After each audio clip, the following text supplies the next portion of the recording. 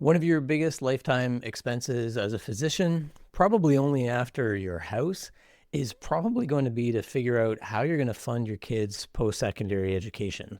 So getting this right is really important. The best tool that we have to do that is the RESP. So this video is about teaching you how to use that tool really well. I've had a personal stake in learning how to do this because I've got 4 kids, 2 are in university already, and 2 are headed in that direction. Anyways, the very first thing to understand about RESPs is that there's essentially 3 different types.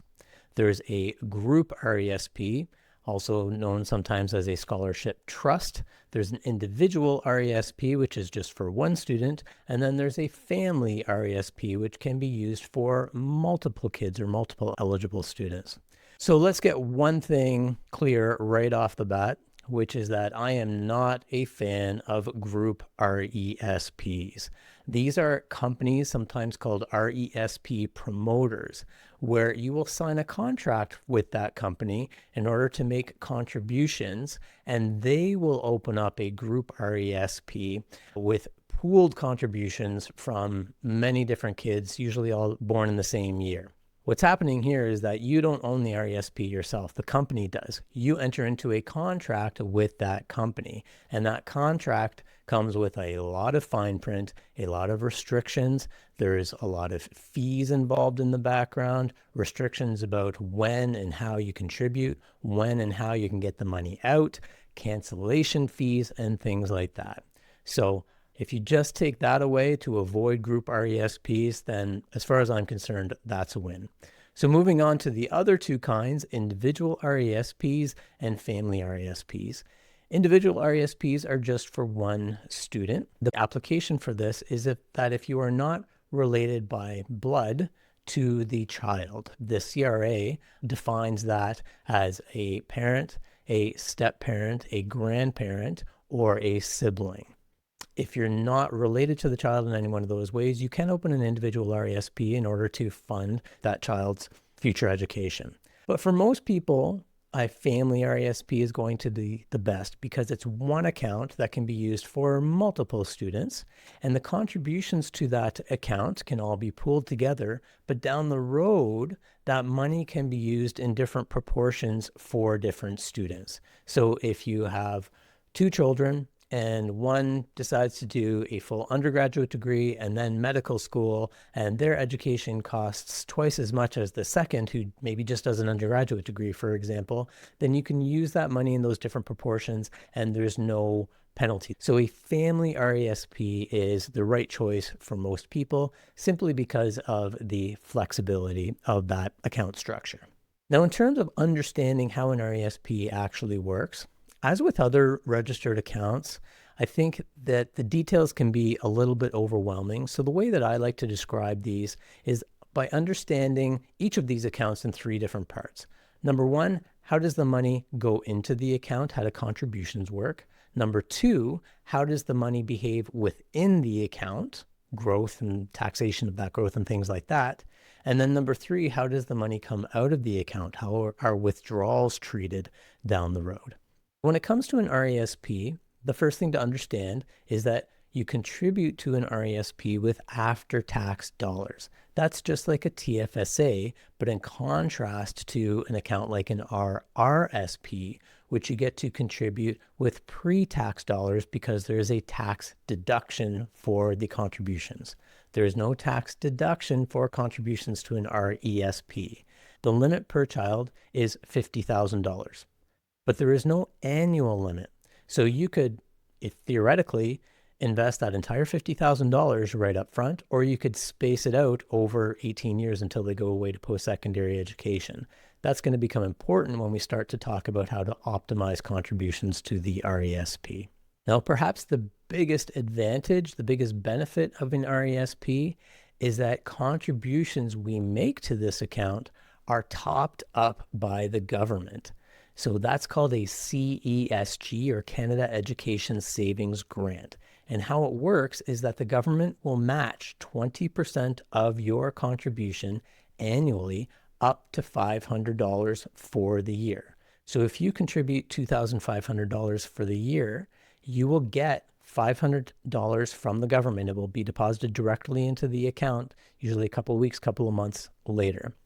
Now, you don't get a top up beyond that 20% for the year, but you can get that top up year after year after year until the total CESG maxes out at $7,200 per child. Now, a question I often get is, well, what happened if I missed a couple of years? This is very common and very understandable. Things are busy when you have a new baby and a toddler, so a lot of people don't get around to opening or contributing to an RESP until the child is, say, in their 4th year. The nice thing is that you don't lose contribution room if you're a little bit late, and you also don't lose the government top-up either.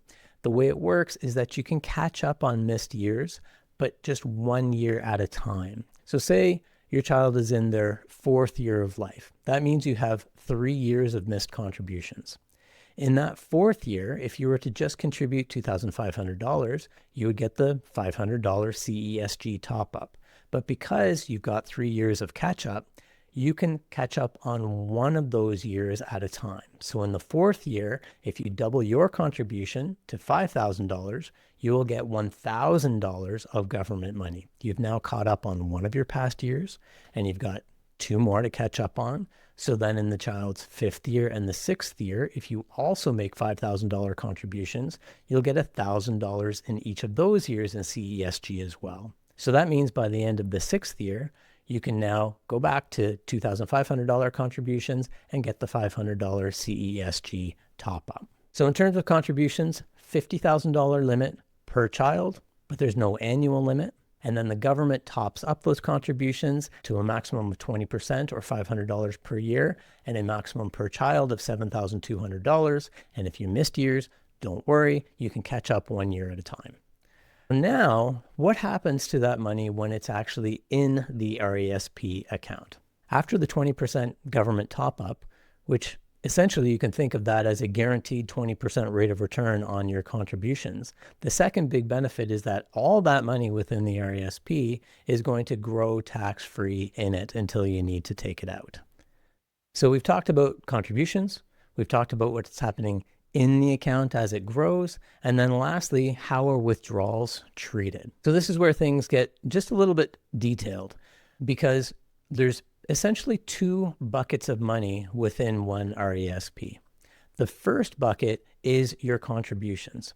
Those can come out of the RESP anytime, completely tax-free actually, because as we mentioned at the beginning, you've already paid tax on the money that is being contributed to an RESP. The second bucket of money is composed of 2 things, the government top-ups and the investment returns over time. The government gives this bucket of money a name. They call that EAP funds, or Education Assistance Payments. And that bucket can come out and be taxed in the hands of an eligible student. So what does an eligible student mean? It just means that the beneficiary of the account needs to be enrolled in an eligible program. The definition of that is very, very broad. It's really any university, any college. It can be in Canada. It can also be international. Essentially, as long as it's a legitimate educational program, it's going to qualify. So this is the third big benefit of an RESP. We get the government top up for the money going in, grows tax-free inside, and now when the money comes out, the taxable portion can be taxed in the hands of the student. And what that means is that it's probably going to be taxed very little, if at all, because particularly if the student is enrolled full-time, they're probably going to have very little income from other sources, and they also have access to tax credits because they are a student. Now the fun part, what is the optimal way to fund and contribute to an RESP? Now, because of the way an RESP is designed, there's really 3 options. The first and the simplest one is just to contribute $2,500 per year, every year to the RESP. That way you get the $500 CESG every year. But as we mentioned before, that's going to max out in the 15th year with only $36,000 of your own contributions. Now, if you remember, there's a $50,000 limit which means that you have $14,000 of unused contribution room. So if you have the money available, you could put that in at the end over the last couple of years. Now, some people are in a position, though, where instead of contributing that $14,000 at the end, if they had that money available, they could put it in the upfront and then continue to make $2,500 contributions every year and still max out the CESG. We call this front loading the RESP. The benefit to this is that you get more money in the RESP sooner to grow in that tax-free compounding way that we discussed before. From a mathematical point of view, the ideal way to do this is in the very first year of the child's life, instead of contributing $2,500, you contribute $16,500 and then $2,500 every year after that. By the time you reach the 18th year, you will have contributed a total of $50,000, and you will have also received the maximum CESG of $7,200 that you're entitled to, and you will have really had as much money as possible also growing tax-free in the account. This is a very, very smart strategy, but it doesn't make sense if you have to take that $14,000 from another tax-advantaged account, such as RRSP contribution room, your TFSA, or if you need to take that money out of a corporation and pay tax on that money in order to get it into the RESP. So it only really makes sense mathematically if you otherwise have personal non-registered, i.e. taxable money, perhaps from an inheritance or perhaps from the sale of a home or something like that. Front loading with an extra $14,000 can make a lot of sense as long as that money is not being taken from another registered account.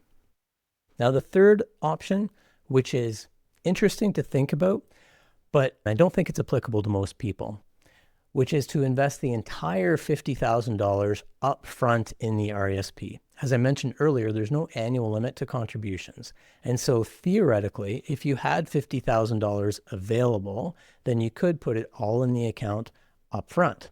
Now, that would only get you 1 year of CESG. And because you can't make any more contributions, then you wouldn't get any more.